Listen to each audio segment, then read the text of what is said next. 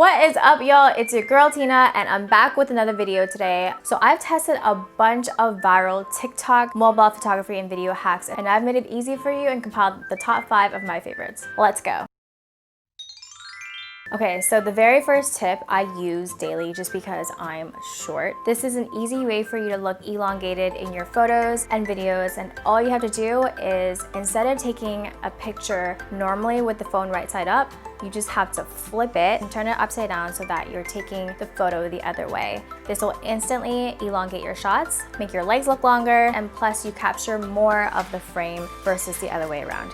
So obviously with quarantine, a lot of us, like myself, aren't able to travel, but if you still wanted some travel vibes on your feed, this is a really creative and fun tip. All you gotta do is put up your favorite travel location or shot on your TV or on a laptop. Find any type of flat surface that you have, add some water. What this will do is it's going to create a really cool reflection in your shot. And you can add more stuff to this, so you can add fall leaves, you can add flowers, whatever you want to add to spice up your shot. But it ends up looking something like this. Cool, right?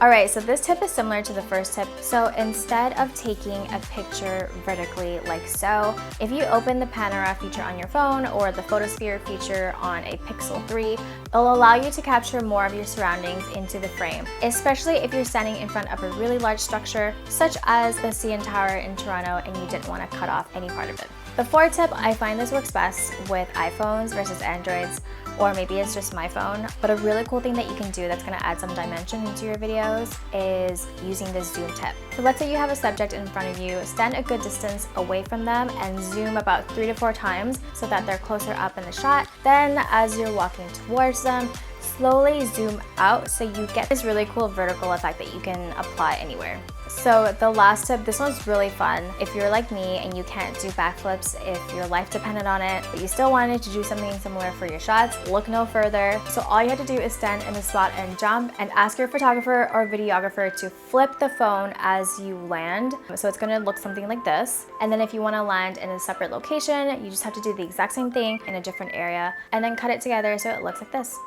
And that's it. So those are the 5 new things that I've learned that I've loved incorporating into my own content, and I encourage you to do the same. So if you love these tips and you want more like this video, let me know in the comments which one was your favorite or which ones you've tried. And as always, if you haven't subscribed to this amazing family, what is you doing? And don't forget to hit that notification bell. It's super important. I am so iffy with my uploads and I want y'all to be the first to see them. And don't forget to follow me on Instagram and TikTok because I'm way more interesting there. I will see you guys next time. Bye.